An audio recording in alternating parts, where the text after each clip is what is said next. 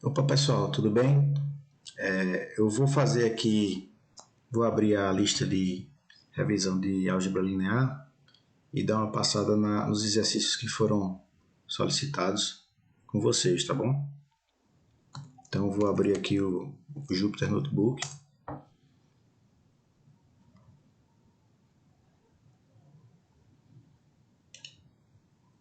Vou abrir aqui a lista. Vou dar um zoom aqui para a gente ver melhor. Bom, então, como eu falei, né, durante a aula, essa é uma lista de revisão de álgebra linear, né, onde a gente aborda alguns aspectos básicos de álgebra linear, né, que é um conteúdo básico, que vocês já viram, utilizando a linguagem de programação Julia. Tá? Então, a ideia aqui, para quem optar por responder, né, essa lista utilizando a linguagem Julia, né, pode aproveitar aqui o próprio ambiente do Jupyter Notebook para colocar as respostas aqui mesmo. Tá? Então, aqui pode colocar o seu nome, certo? Ctrl Enter aqui ele executa a célula, um duplo clique ele deixa a célula editável. Aqui você colocaria a disciplina que você está cursando, né? Isso é ambiental petróleo, certo? Então, o ideal aqui é vocês darem uma passada no conteúdo, certo? Vetores, tá? Ver aqui como criar vetores, né? Vários tipos, vetores unitários, vetores com números zeros, vetores randômicos, vetores de números inteiros, de números reais, né? Certo? E algumas operações envolvendo vetores, tudo mais. Mesma coisa para matrizes, certo? Como criar matrizes, matrizes randômicas, a seção do elemento de matrizes, linhas, colunas, enfim, algumas matrizes especiais, né? Como matriz identidade, diagonal, transposta, enfim, tudo isso usando a linguagem Julia, certo? Vocês podem explorar aqui nesse notebook, tá? Então, indo aqui para os exercícios, deixa eu baixar aqui um pouco na parte sistema de equações lineares, a gente tem esse primeiro exercício, né? Nível de poluição em um restaurante. Vamos lá. Suponha que você está estudando o sistema de ventilação de um restaurante. A geometria do restaurante consiste em 3 áreas principais, né? São essas 3 áreas em branco. E essas 3 áreas, elas são compostas por 4 salas. Sala 1, que é essa área de fumantes. A sala 2, é a área das crianças. E essa sala 3 e 4, que compõem essa área alongada, certo? As salas 1 e 3 têm fontes de monóxido de carbono, de fumantes, né? Seria essa carga aqui, e de uma churrasqueira com defeito, né? Seria essa carga aqui. Além disso, as salas 1 e 2 recebem monóxido de carbono de entradas de ar que estão posicionadas ao lado da estrada. Seriam esses fluxos aqui, essas vazões, né, com determinadas concentrações de monóxido de carbono, que vem aqui desse lado, idealizando aqui como se fosse uma estrada que passa ao lado do restaurante. Certo? Então, o que é que se pede? Né? Escreva o balanço de massa estacionário para cada sala e resolva o sistema de equações lineares resultante para determinar as concentrações de monóxido de carbono em cada sala. Certo? Por exemplo, se a gente isolar aqui a sala 1, certo? Como é que a gente faz o balanço de massa, né? O balanço de fluxo aqui nessa sala?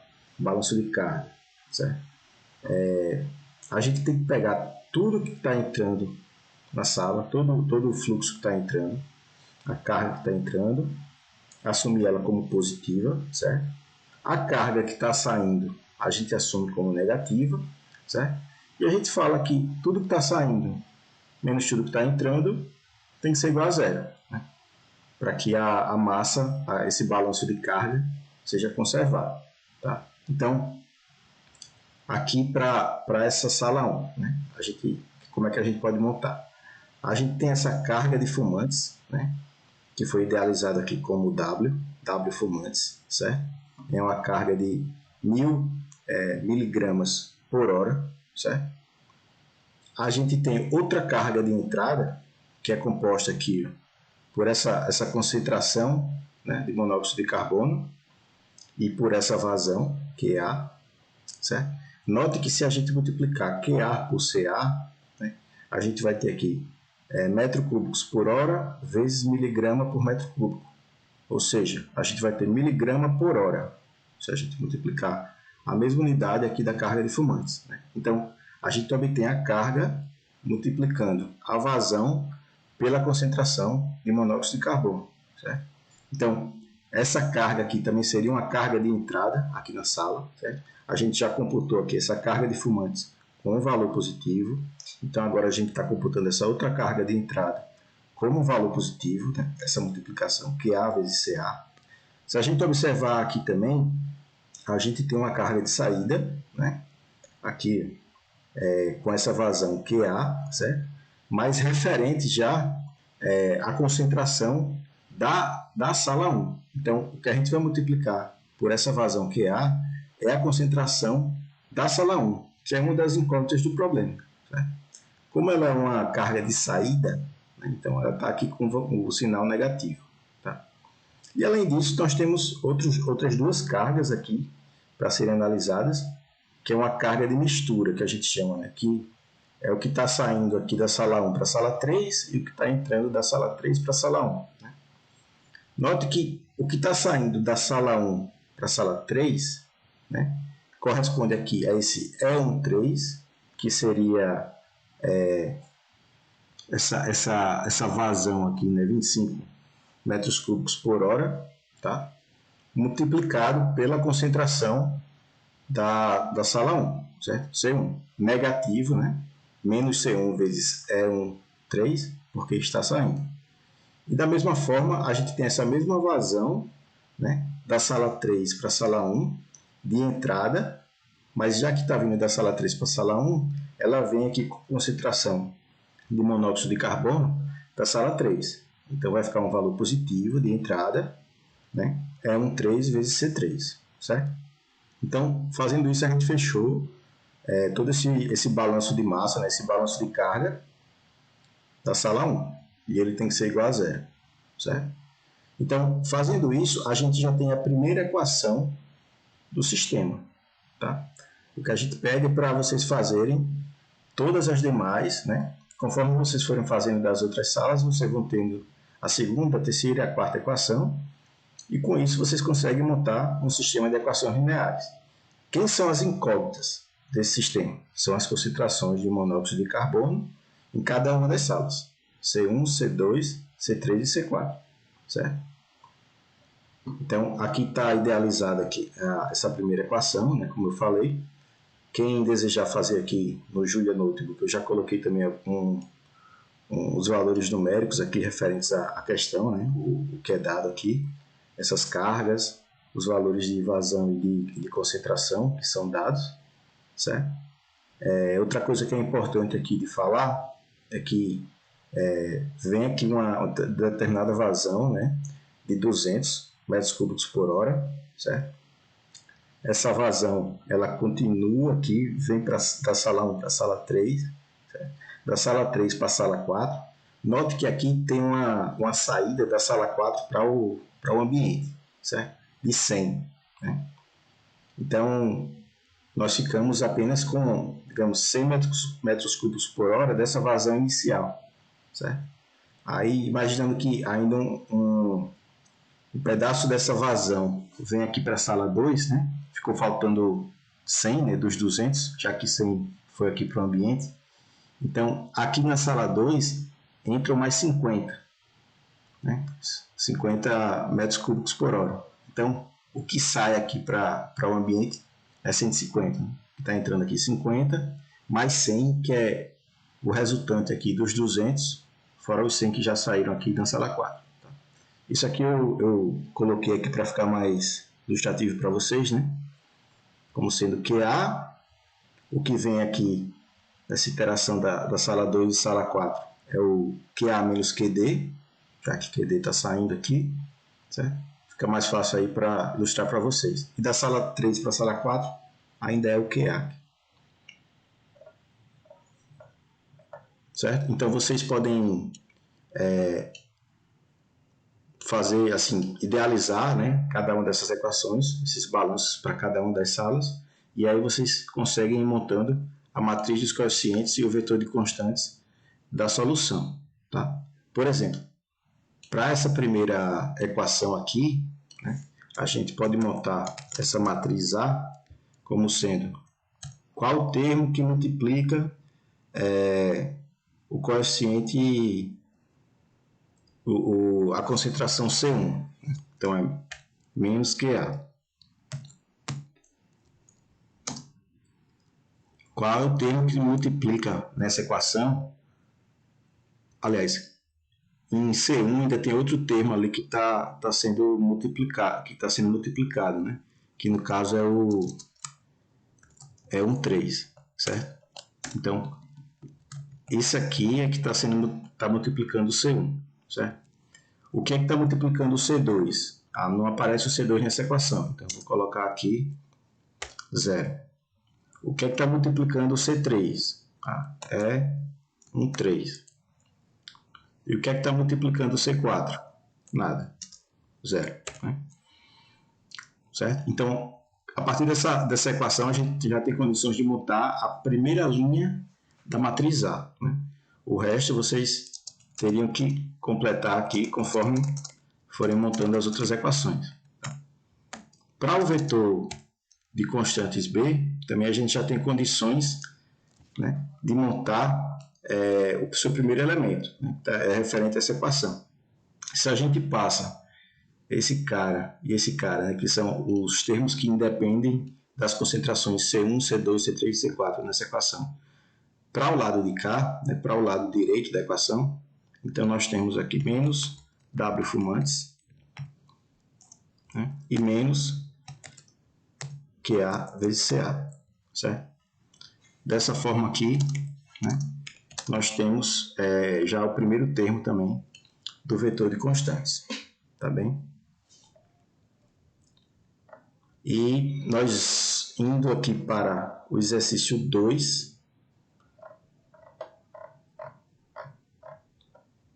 né, ele representa aqui um modelo dinâmico para terremotos.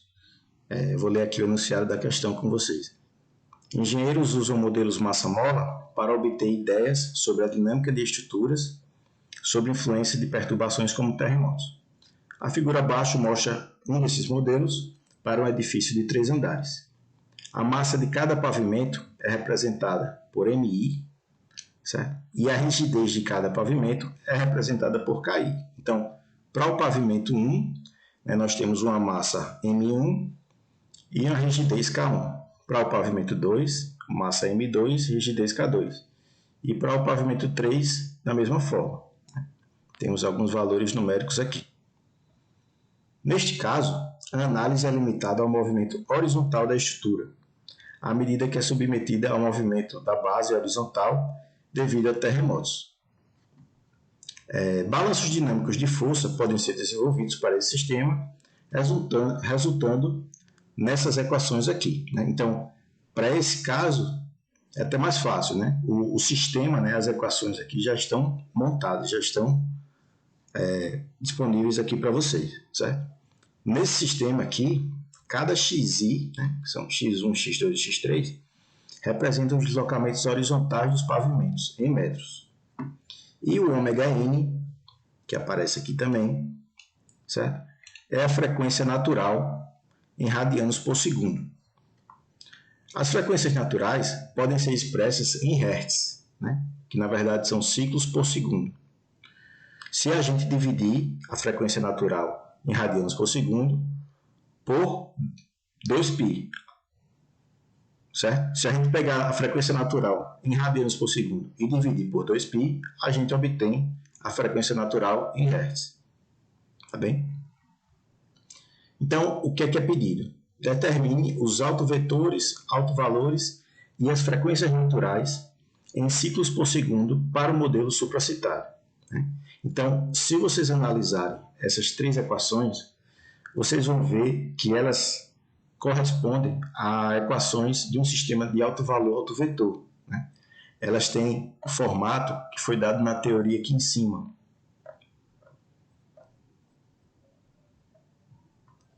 AX é igual a lambda x, certo? Onde x são os autovetores e o lambda são os autovalores, certo? Então, se vocês rearrumarem aqui essas equações, vocês vão perceber isso, certo? Ela se encaixa em um sistema desse tipo. Então, o que a gente pede é que vocês determinem quem é a matriz A, né? Esse formato que eu acabei de falar, né? AX igual a lambda x, com base nessas equações. E aí vocês têm condições de usando Julia, por exemplo, determinar quem são os autovetores, os autovalores correspondentes e também as frequências naturais. Vocês vão utilizar uma analogia aí, no caso, entre os autovalores, né, que forem obtidos com as frequências naturais, que no caso são os valores aqui de ômega n, tá? E também possivelmente vocês vão ter que converter, né, de radianos por segundo para ciclos por segundo essa frequência natural, que é como é pedido aqui no enunciado. Para facilitar também eu já coloquei aqui os dados numéricos do problema, tá? Também aqui é interessante, né, uma dica, é utilizar as unidades no sistema SI. Por quê? Porque como a massa está em quilograma e a rigidez está em quilonewton por metro, né, essas unidades não estão bem no SI, né? As rigidezes não estão no SI. Para estar no SI aqui seria Newton por metro, tá? Então, compatibilizei aqui, já coloquei esses valores numéricos no SI, no caso, para as rigidez, tá bem? Então, o que a gente pede aqui é a montagem da matriz A, a obtenção dos autovalores e autovetores, certo? E a determinação das frequências naturais em Hertz, tá bem? Se vocês colocarem essas quantidades que são pedidas já nessas variáveis que estão sendo indicadas, a gente já consegue imprimir os resultados aqui, né? Ver os resultados, a saída de resultados, né, para a implementação de vocês, tá bem? A gente pede também, assim como na outra questão que eu esqueci de falar, dado os resultados que vocês vão obter aqui, vocês utilizarem aqui um campo de texto para formalizarem a resposta de vocês, né? No caso aqui, colocarem os autovetores, né, os autovalores associados, lambda, né, no caso vão ser 3, certo? E também, para cada um desses casos, né, cada uma dessas linhas, a gente tem as frequências naturais que vão ser obtidas, né, em ciclos por segundo. Então, colocar aqui também os valores que é a resposta do exercício, tá bem? Bom, é basicamente isso, pessoal. No final, né, vocês podem vir aqui em File e salvar o notebook, tá? E pode já enviar, né, esse arquivo como resposta lá para revisão de álgebra linear, tá? Já lá no Moodle, tá bem? Deixa eu ver se tem mais alguma coisa para falar aqui. Tá. Se vocês tiverem dificuldade na montagem, na visualização, né, da montagem matricial, da obtenção dessas matrizes, tanto aqui como para o exercício 1, eu sugiro que vocês tentem resolver esses exercícios na mão mesmo, primeiramente, né? Pega uma folha de papel, assim, faz esses balanços, né, aqui no caso para o exercício 1, né? Entende a física mesmo, né, do problema, o que é que está acontecendo, tá? Antes de trazer ele aqui para a parte numérica, tá? Que aí eu acho que vai ficar mais fácil aí para essa passagem, tá bom? E a mesma coisa aqui para o exercício 2, tá? Vocês podem tentar fazer o rearranjo dessas equações para chegar lá no formato de alto valor, alto vetor, tá? No papel mesmo, e aí uma vez que isso esteja consolidado, aí fica mais fácil de vocês enxergarem essa relação e montar aqui as matrizes e fazer o que se pede, tá? Em relação a cálculo de autovalores, autovetores, resolução do sistema linear, né, que é o caso do exercício 1, toda essa parte teórica, né, se converte na parte numérica, né, nessa parte aqui de cima, tá? Quando a gente fala da teoria aqui de autovalores e autovetores, né, a gente mostra a teoria e depois fala aqui como calcular, né? Aqui em Julia, por exemplo, utilizando a função Eigen do pacote linear álgebra, a gente consegue fazer isso, calcular os autovalores, né? E uma matriz Q, em que as suas colunas vão ser os autovetores associados, tá bem? Para a parte de sistema de equações lineares, né, a gente tem aqui também, após a parte teórica, sistema de equações lineares, nós temos alguns exemplos, né, montando aqui algumas matrizes e vetor de constantes e resolvendo aqui também com o barra invertida, tá bom? Então, é isso, pessoal. Qualquer dúvida pode chamar lá no WhatsApp, né? Estamos disponíveis aí para tirar as dúvidas de vocês, tá bom? Boa sorte aí na resolução da lista. Até mais.